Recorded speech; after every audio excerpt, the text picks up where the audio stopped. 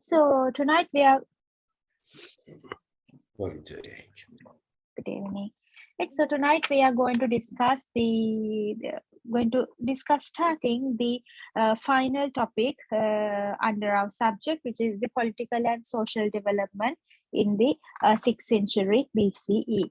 Right, so I have divided. It's a bit kind of a large topic, so for the ease and convenience, I divide the entire topic into two, and the first part I will finish today, and the next the remaining part we will discuss on next week, right? So but the whole lecture note is I sent you yesterday, right? So the as we don't have enough time to discuss it tonight, next week also we will be discussing half from that, right?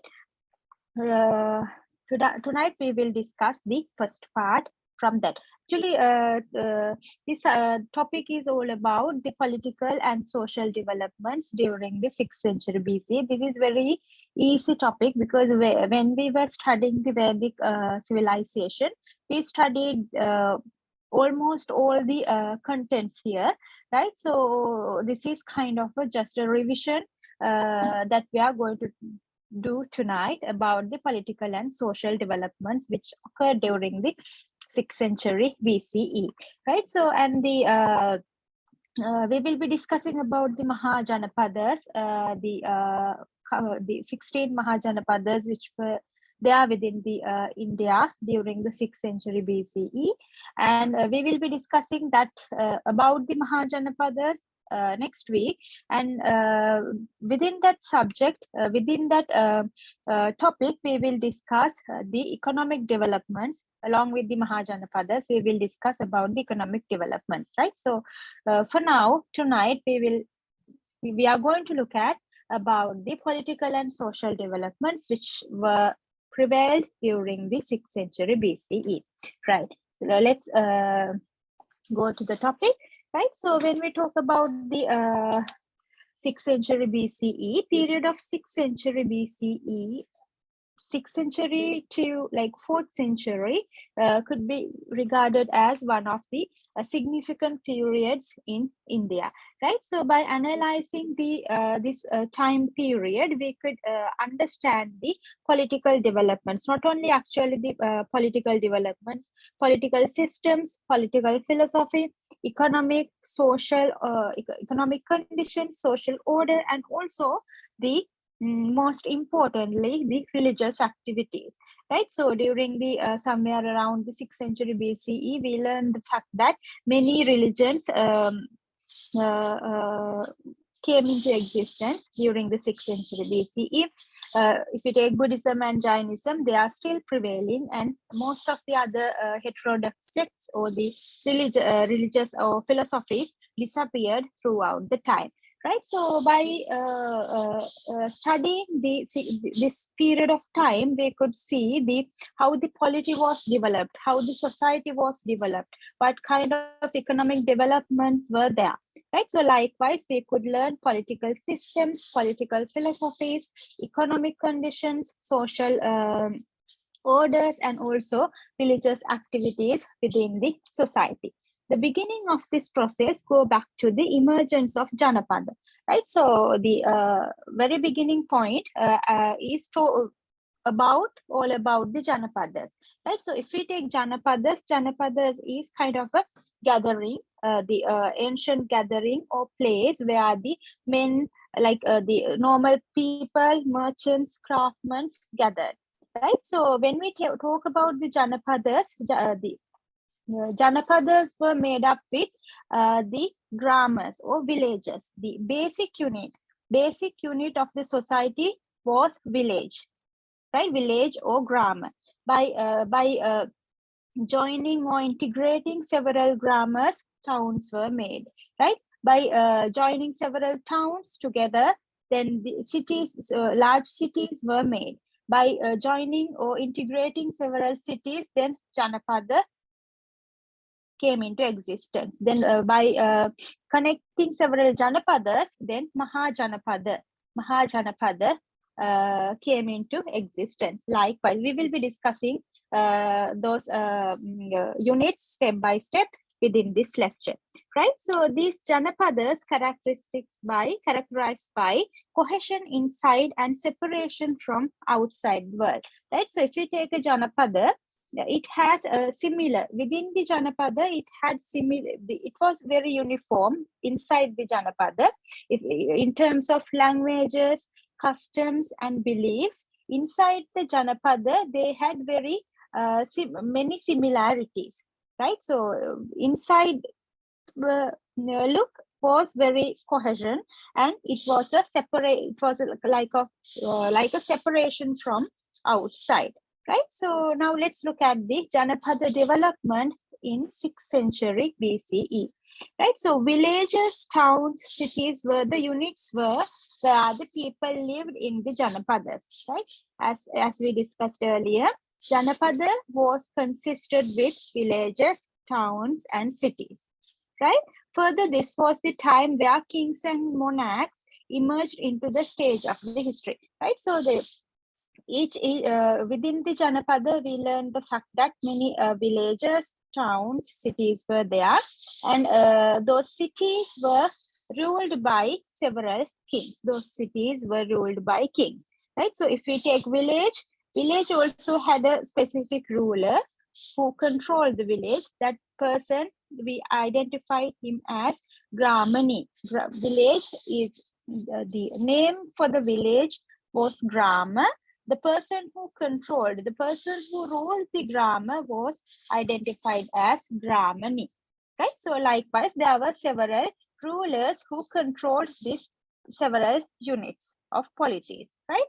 And also, this was the age of intense philosophical speculation, especially Buddhism, Jainism, and not only that, many other heterodox sects emerged during this period, right? So when we learn about these political and social developments, political, social, and economic developments, first we need to look at the sources of information from where we get to know about this information, right? So the sources providing this information, right? So we could learn more about these polities or Janapadas, Mahajanapadas, specifically or basically from Vedic texts and Buddhist texts, right? So the basic sources of information were taken from the Vedic literature, Vedic texts and Buddhist texts, right? So further Vedic literature or literature texts,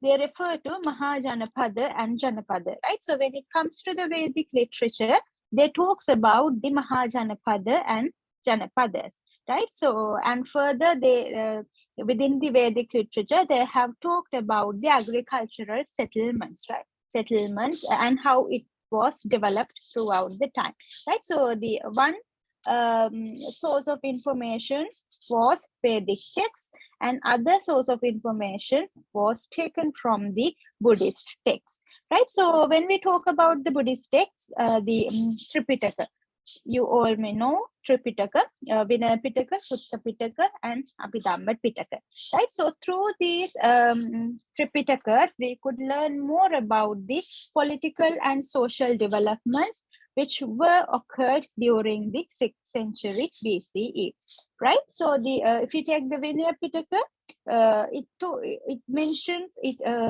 emphasized the rules of the order, right? Sutta Pitaka, collection of Buddha's sermons, right? So Abhidhamma Pitaka basically includes the problems about the metaphysics, and further it talks about the social and political history of the 6th century BC, especially about the poor, rich towns and cities, villages during this period within the Abhidhamma Pitaka, right? So basically, and also Jataka stories, right? So Jataka stories talks about the Buddha's previous births, right? So through the Jataka stories also, we could learn more about, like, they were like kind of a graphic description about the contemporary society, right? So through these Jataka stories, also we could learn more about the contemporary society, right? So basically, through the Vedic texts and Buddhist texts, we could learn about the political, social, and economic developments during the 6th century BCE. And apart from that, archaeologists, through their excavations, archaeologists have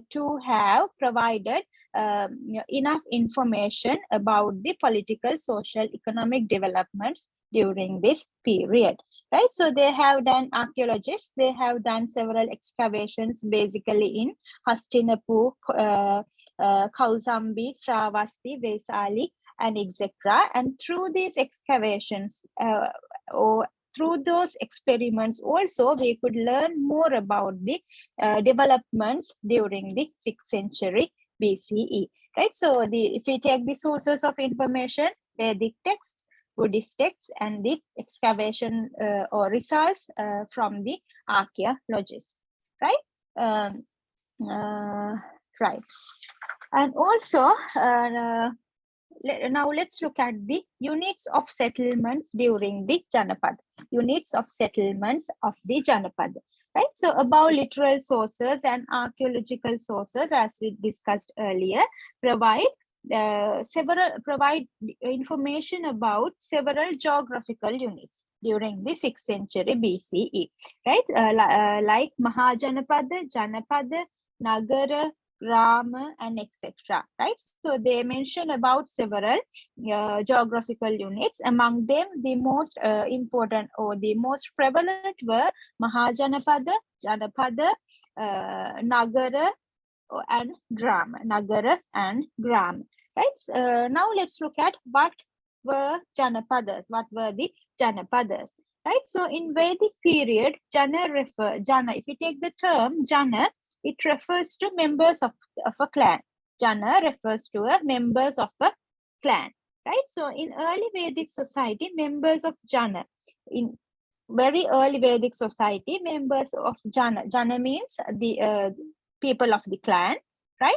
So the Jana were in the early Vedic period pastoral groups, right? So we learned these facts when we were discussing about the Vedic period, right? So the Jana were pastoral groups, and they were roamed from one place to another in search of pastures, right? So the in search of pastures, because they had the main occupation during the early Vedic period was the cattle rearing, right? So thereby they had to feed their cattle, right? Thereby the main objective of their lives is to survive themselves as well as to feed their cattle, right? Thereby they never stay at one place.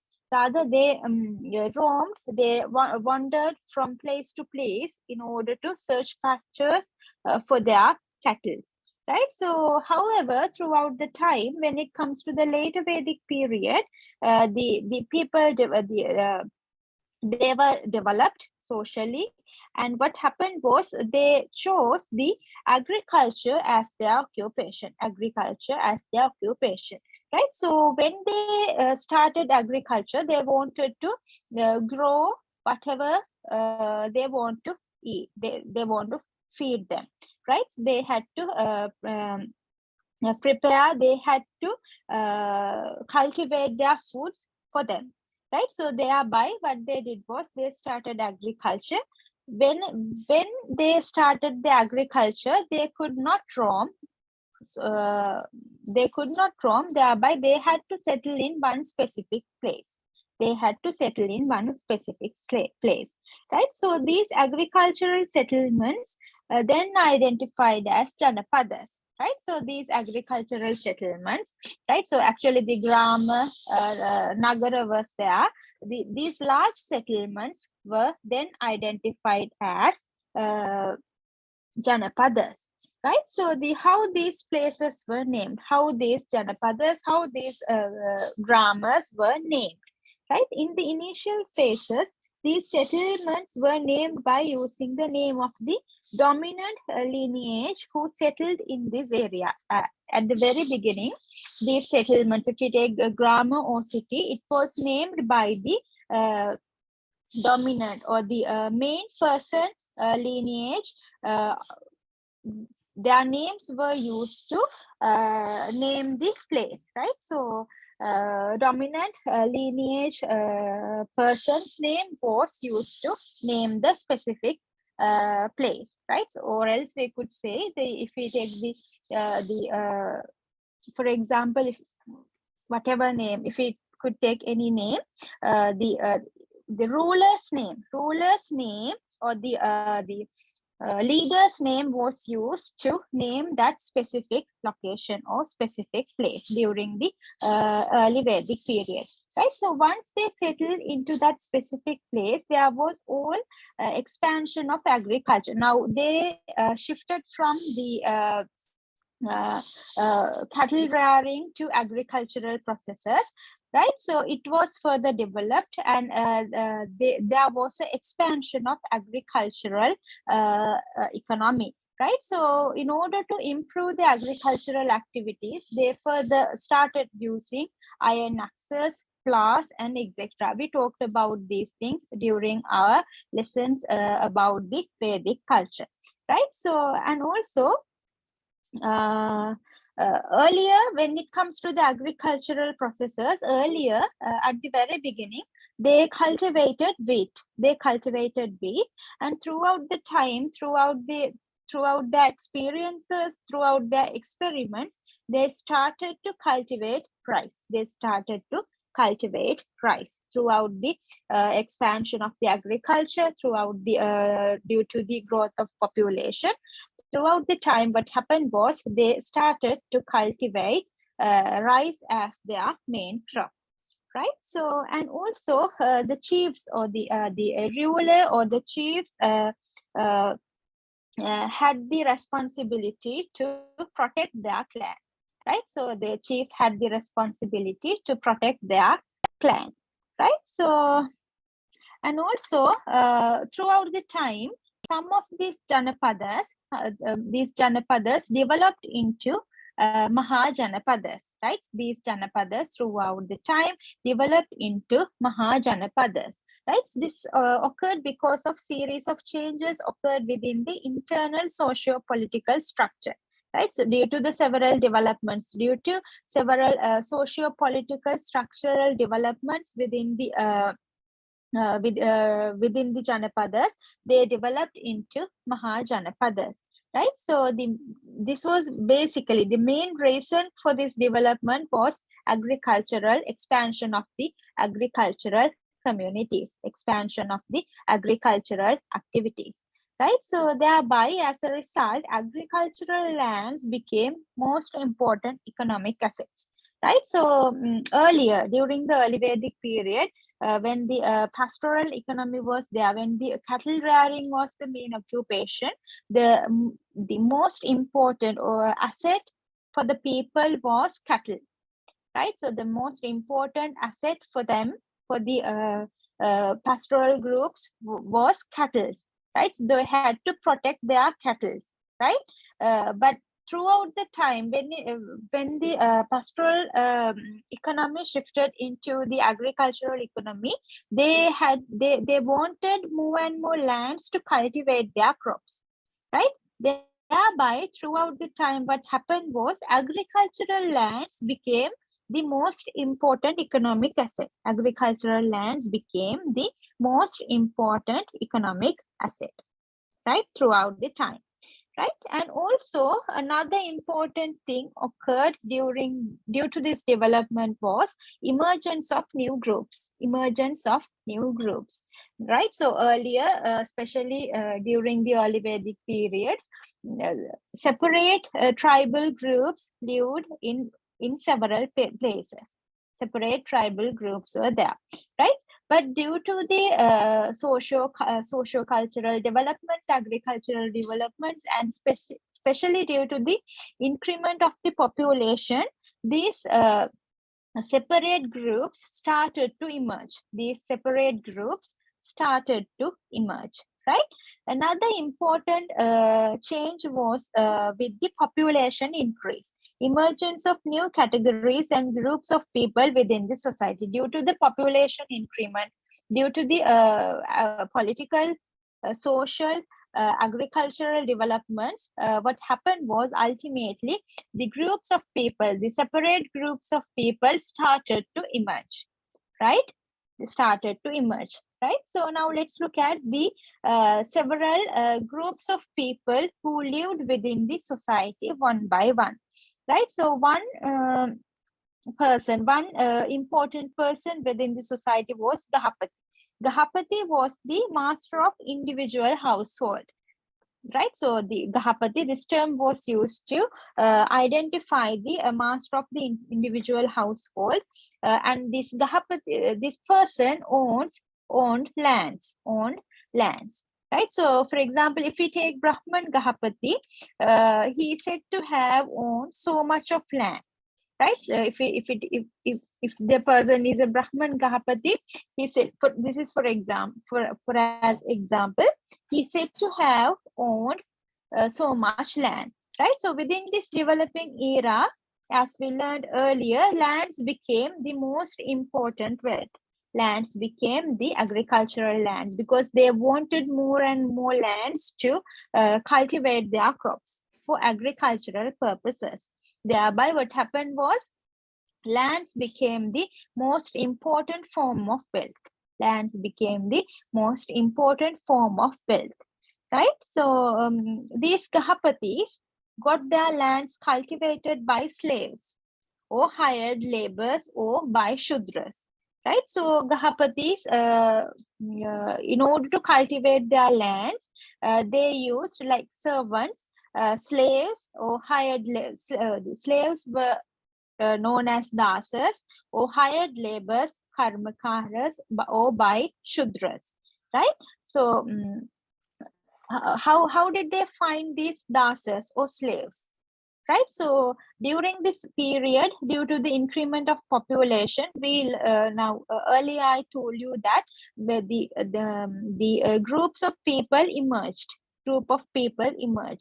and also in order to improve the land, which the rulers or the chiefs' main aim was to improve their lands, right? So because land was the most important form of wealth during that period, thereby they wanted to improve their land, right? So whenever they tried to improve their lands, what happened was there were wars between separate groups. There were fights between separate groups, right?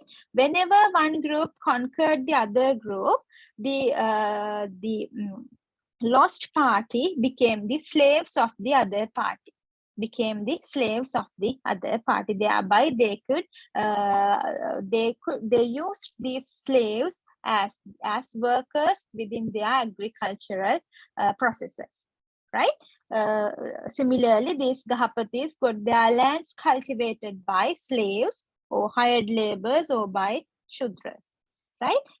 Here I have indicated within your lecture note also, you could find that people captured during war were made slaves. People captured during war were made slaves, right? And also impoverished members of the clan were ranked as laborers, right? So the poor people within the clan, right? Not wealthy, poor people within the clan were also ranked as servants within the society, right? The ultimate now the Gahapatis' lands were cultivated by these slaves, hired laborers, and the Shudras, and the ultimate product or the crop of the land was not given to these workers or Shudras and dasas, but it goes to directly to the Gahapati or the master, right? So the harvest is going to the Grahapati or the master of the society, right? Another group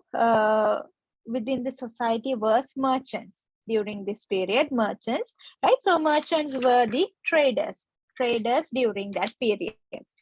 right? So the traders were the group of people who specially sold what they produced or bought, right? Within the Buddhist texts, these traders were identified by the name Seti, right? Name Seti, right? So it showed that people who dealt with money had acquired considerable level of prestige and power within the society, right? Similar to now. Even now, if the person, the people who have money or the deal with money, if you take the business people who have money, they really acquire considerable level of prestige and the power within the society, similar to today. During the 6th century BCE, also the people, especially these traders, they had the wealth, they had the money, thereby they acquired, they had the considerable prestige, identity within the society, and also they had the power within the society, right? So by the 6th century BCE, trade and merchandise became independent sphere of the economic activity, right? This trade became the independent sphere of the economy within the, by the 6th century BCE, right? So these traders lived in cities and towns. Now, as we learned earlier, they had the considerable prestige, they had the wealth, they had the power, thereby they lived in developed cities and towns, and they traded over very large areas, right? By the 6th century BCE, what happened was another important thing. The free peasants and merchants emerged. They got together, and as a result, what happened was dominant economic reality during this time. We could see a dominant economic reality during this time due to the emergence of the free peasants as well as the merchants, right? So now we talked about the Gahapatis, merchants, and the other party was the rulers, the people who ruled the society, right? So combined with the developments, there were many socio-economic changes in this era, and this was the typical type of politics within the Mahajanapada. In the preceding period, Raja was the term used to refer the chief of the lineage. Raja was the term used to the person who ruled the society, or king. Raja is termed as the king, right? So the taxes collected from kinsmen were largely voluntary tributes, right? So this person, this king or this Raja, in order to control the government, in order to control the polity, they collected taxes from the kinsmen as well as the share from the normal peasants. They collected a specific share or taxes from the normal peasants as well as from the kinsmen, right?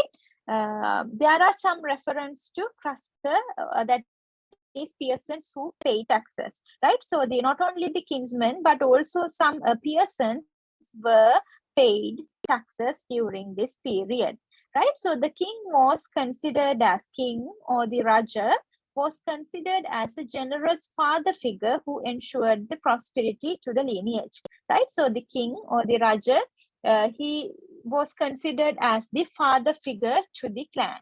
He was considered as the father or main person as the clan, right? So, and also agriculturalists and traders, right? So the people who did the agriculture as well as the traders were forced to pay taxes. Apart from the peasants and apart from the kinsmen, agriculturalists as well as traders were forced to pay taxes, right? So the officials of the king, officials of the Raja entrusted with the collection of taxes. The officials, they collect the taxes on behalf of the government, and they made sure to announce it repeatedly. They announce it to the people repeatedly, and they collected the taxes on behalf of the king officials. The duty of the officials were to collect taxes, right? So there was a specific officials called Bagaduga, right? So and their responsibility or their duty was to collect the baga or means share of the agricultural producers, right? So not only apart from the taxes, they were allowed to give the agricultural share to the king's granary, right? So Mahajanapada did not bear the names of. Now, earlier we learned the fact that the chief lineage names were used to name specific places. But throughout the time, we learned the fact that collecting several grammars, cities were made. By gathering several cities, Mahajana towns were made. Mahajanapadas became then Mahajanapadas, right? So when it comes to the grammars and cities, the chief lineages name were used to name that specific place. But when it comes to the Mahajanapadas did not bear the names of the dominant lineage. Mahajanapadas did not use the dominant lineage's name in most of the cases. For example, if you take the Kosala, Magadha, Avanti, they were not the names of the chief lineages, right? So, and also earlier, during the early Vedic period, the chief did not had army to protect the king, right? But throughout the time, the people wanted to protect their king as well as their territory. Thereby, the armies were made. The armies were came into existence, and their main duty was to protect the king as well as the territory, right? And armies were paid with the taxes which were collected from the people. Those armies were collected from the paid from the taxes collected from the people. But people did not happy with the fighting wars and pay maintenance fee to the army, right? So the main duty of the army was to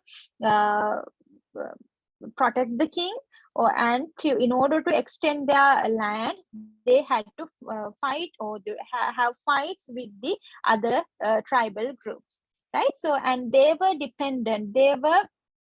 paid by the taxes which were collected from the normal people, right? But the normal people were not happy with this, because they never wanted to pay army for having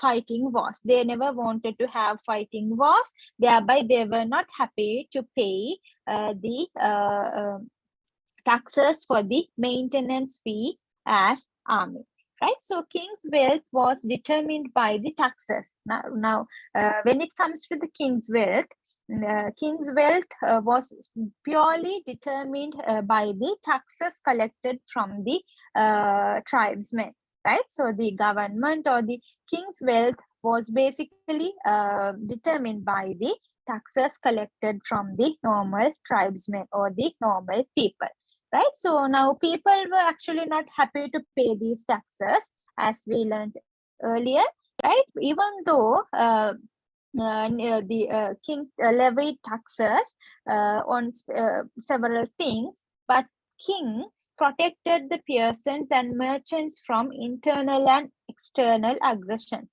Even though king levied some taxes, he always his main duty was to protect his tribesmen, protect his normal peasants as well as the merchants from the internal and external aggression, right?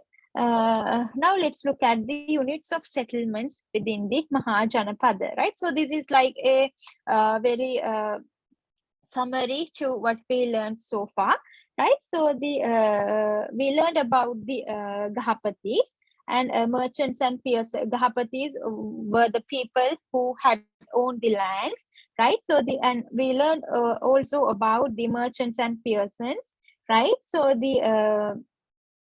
and also Mahajanapada means large Janapadas like Magadha and Kosala, right? So by joining several Janapadas, Mahajanapadas were made. For example, there were 16 Mahajanapadas in ancient India, right? So we will learn about those 16 Mahajanapadas in our next lecture, right? So, for example, Magadha and Kosala were Mahajanapadas during the 6th century BCE, and they were ruled by powerful kings or by oligarchies, right? They were ruled by powerful kings and by oligarchies, right? By the 6th century BCE, previously autonomous Janapadas incorporated and became Mahajanapadas, right? So we learned this. Several autonomous or separated Janapadas were there. By integrating them, the Mahajanapadas were made, right? So they became Mahajanapadas. For example, Kosala Mahajanapada included Janapadas like Sakyas and Kashi, right? Several Janapadas integrated or joined, and then Mahajanapadas were made, right? And if you take another example, Magadha is a Mahajanapada. Magadha include Janapadas like Anga and Vaji, right? And village was the basic unit within the socio-political organization, right? So if we take the Mahajanapada, basic unit of the Mahajanapada was village, as we learned earlier. The very basic unit of the society, socio-political organization was village or grama, right? So, and also apart from the Vedic texts, apart from the Buddhist texts, and apart from the archaeologists' excavations, we could learn more about the socio-political developments from the Jivaka stories. Jivaka was a medical officer during the Buddha's period. I have attached the story of Jivaka in your lecture note. You could go through that for your knowledge, right? So apart from those Vedic literature, apart from the Buddhist texts, and apart from the archaeologists' excavations, we could learn more about the socio-political developments, economic developments. We could learn more about the 6th century BCE from the Jivaka's stories, right? And now let's look at the grammar, right? So as we indicated earlier, grammar or villages, village was the village or grammar. Grammar was the term which was used to identify villages during the 6th century BCE, right? So the grammar was the very basic unit of the Mahajanapada, right? Basic unit of the Mahajanapada was the grammar, meaning village, right? So when two grammars came together, right? When two grammars came together, it became Sangrama. When two grammars came together, joined, it became Sangrama. And sometimes due to this connection, we learned that it caused battles between two groups of grammar, right? So we learned the fact that two separate groups of people were there. As a result of joining these two or more other grammars, what happened was it caused battles in between these several groups, among these groups of people, right? So mainly because they tried to snatching away their cattle. And this is about the early Vedic period. We learned the fact that during the early Vedic period, the most wealthy asset of the people were cattle, right? So they always tried to loot increase their number of cattle, right? So thereby, whenever two or more groups emerged, what happened was it caused battles, mainly because they wanted to snatching the others' cattle and improve their number of cattle, right? in the villages of 6th century BCE, the people pursued agricultural activities, right? So due to the several developments when it comes to the 6th century BCE, earlier their main occupation was cattle rearing, but throughout the time they shifted into the agricultural processes, right? This signifies the shift from pastoral to agricultural activities when it comes to the 6th century BCE. There were various kinds of large and small villages inhabited by single household or many families. During the early Vedic period, there were small and large villages, right? So all these households, during the early Vedic period, all the households extended kinship groups. There were extended kinship groups during the early Vedic period, which means everyone was related to the everyone else within the village, right? So very small kinship units were there during the early Vedic period. During the early Vedic period, if you take a village within the early Vedic period, there were extended kinship groups, which means everyone within the village is related to the everyone else within the village, right? Very small, all were relatives. Simply we could say the all were relatives within that specific village. However, with this emergence, as well as with extension, some families employed laborers as dasas. Now, we learned that also due to the battles and the conquered group, use the the people of the lost group as their dasas or servants, right? Whenever they had battles, the conquered group used the lost group's people as their servants, right? Further, as a result of the emergence, what happened was extension of non-kinship groups also came into existence. This is important. When it comes to the 6th century BCE, society developed and the population increased, right? Population was increased. Now, earlier they had very small villages with kinship units. All the people were relatives within that specific groups.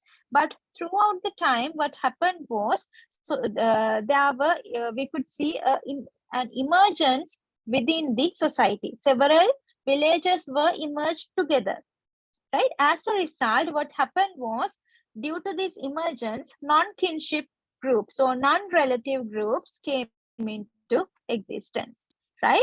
And the leader of the village, we learned this, or the grammar or leader of the grammar was known as the gramani, right? And another important thing during the 6th century BCE, variety of occupations increased throughout the time, right? The variety of occupations increased. Number of occupations increased. Earlier, the main occupation was during the early Vedic period was cattle rearing, right? Then due to the agricultural settlements and agricultural developments, what happened was agricultural economy came into existence. Agriculture became their main form of occupation. But throughout, the society further developed when it comes to the 6th century BCE, and what happened was the variety of, apart from the cattle rearing and the agriculture, there were many other occupations came into existence, right? Such as ironsmith, woodworkers, right? Metal workers, etc. Many other occupations came into existence, right? So, and mainly agricultural activities kept as the prominent, right? Even though many other occupations came into existence, agriculture kept as the prominent occupation within the society, and it produced the food for the people, and also the surplus. Surplus was used for trade. Surplus was used for agricultural surplus was used for trade, and thereby their economies became more prosperous. Thereby, their economies became more prosperous, right? So if you take the agriculture, they produced their food. Basically, they wanted to have agriculture in order to feed the clan, in order to feed the people of the group. And the surplus was used for trade. Surplus was used for trade, and thereby they could increase the prosperity of the economy. They could increase the prosperity of the economy, right? And also we have learned this.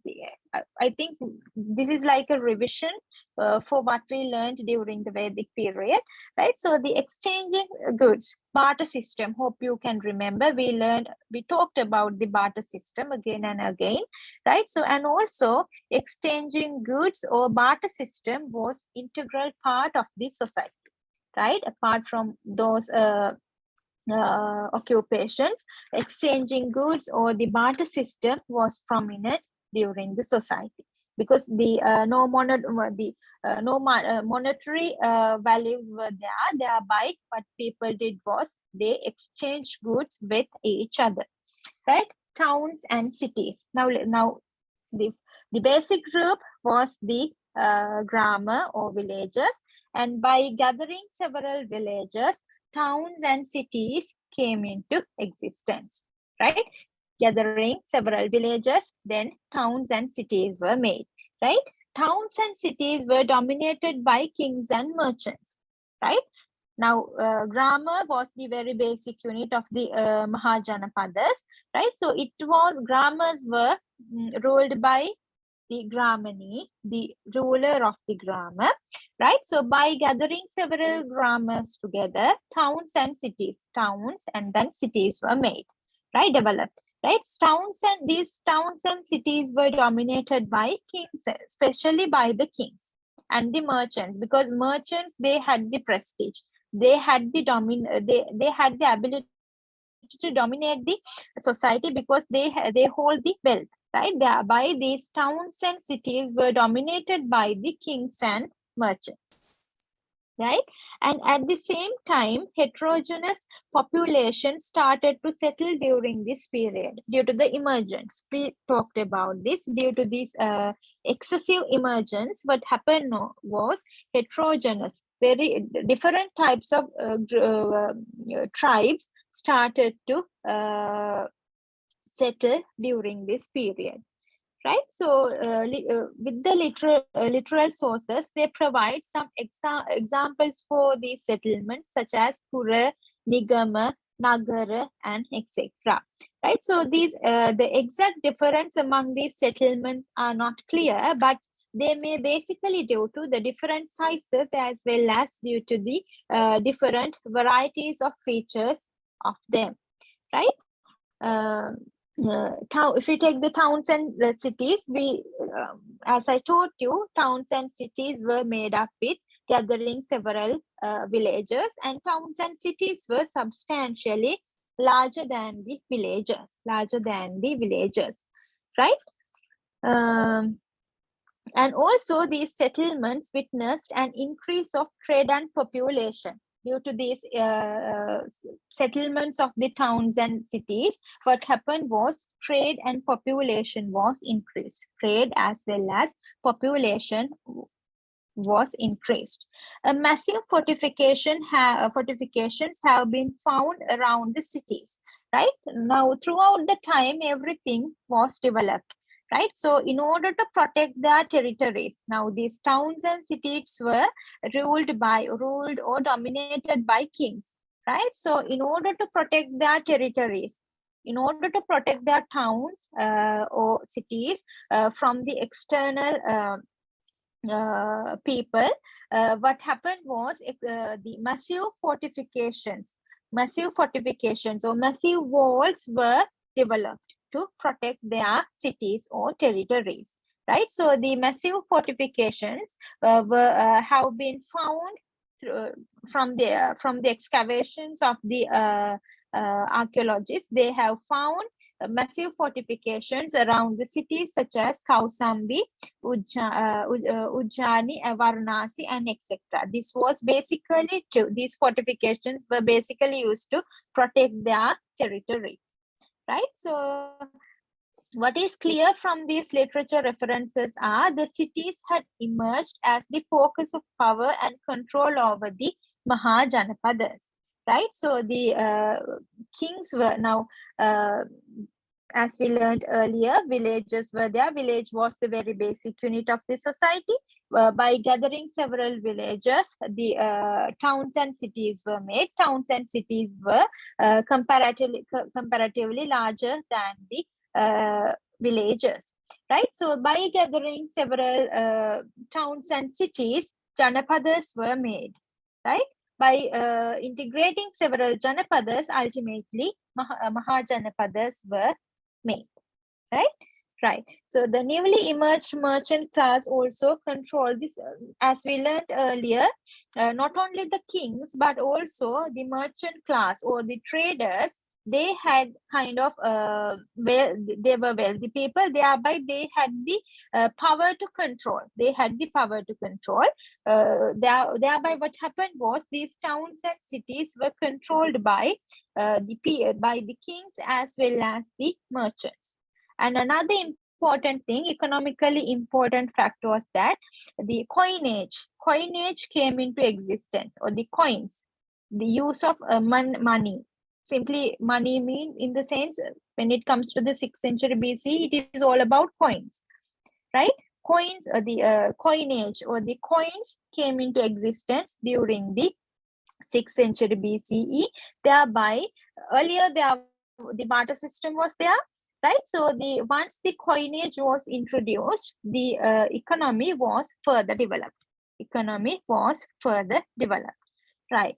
So simply what you have to remember is, if we talk about the polity of the 6th century BCE, the basic unit was the grammar, right? So the grammar was controlled or ruled by the Brahmani. He was the ruler of the grammar, and by gathering several grammars, cities or towns were made. Cities or towns were made. Cities and towns were comparatively larger than the grammars, right? These cities or towns were controlled by kings and merchants. Kings and merchants, right? So by integrating several cities and towns, then Janapadas were developed, right? By connecting several Janapadas, by joining several Janapadas, then ultimately what happened was Mahajanapadas were built, right? So that is the political development. That is how the polity was developed throughout the time by the 6th century BCE, right? And also during the early Vedic period, the main occupation of the people was cattle rearing. There were pastoral groups, but they roamed from place to place in order to feed their cattle. But due to the increment of population and due to the other social developments, they shifted from cattle rearing to agricultural activities, and then they started to cultivate crops for their food, right? They started to cultivate, and then agricultural societies came into existence, right? Then how the economy was developed. Actually, earlier the people's objective, if you take the main objective of the people, was to feed themselves, right? Only to feed themselves, right? So but throughout the time, what happened was they harvest or they cultivate their crops for two main things throughout the time with the developments, basically to feed themselves, and the surplus was used to trade. And thereby the economy was developed. Right? And also some other occupations, not only the agriculture and cattle rearing, some other occupations came into existence, and other occupations came into existence, right? So that was a summary for what we discussed today, right? So then during our next week, go through the lecture note, right?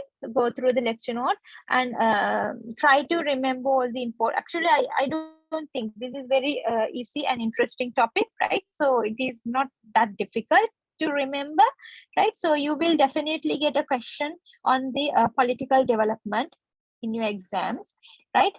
There is a high chance to get a question about these political developments, right? So thereby try to go through the lecture note, and during our next within our next lecture we will be discussing about the 16 janapadas. Actually it is not that difficult. We are not going to, you don't have to remember all the points about the 16 janapadas, right? So when you describe your answer about the political developments, you could give some examples using those mahajanapadas. Rather, you don't have to remember each and every point which I have included within your lecture note, right? Right, so they try to highlight or they take short notes on about the important points. Rather, you don't have to remember the each and every note which I have included in your lecture note, right? So that is all about the political development, and the next week we will discuss the 16 janapadas, right? So very quickly, and that is all, and that would be the end for the today's lecture. Next week also you will have the 8 to 9 class, right? So attend for that. That would be our last lecture for this subject, and from the third week onwards, third week of the from the third week of the October, I'm planning to take your revision classes, right? So within the revision classes, we will discussing all the questions that all the possible questions that you could get during the exams and the past paper questions, right? Right. Okay. So start studying as you have very few weeks for your exams. Start studying, go through election notes, right? So that's all for tonight. Thank you very much for joining with me. I'm not going to give you any questions tonight, right? So once we finish the entire topic, I will give you a question for next week, right? So thank you very much for joining with me. Stay safe. If you have any questions, send me an email. Right? Thank you very much. Thank Have you a very good much. night. Very much. Thank you very much. Stay Good safe. night. Very Good much. night. Good night. Thank you very much. Good night. Good night.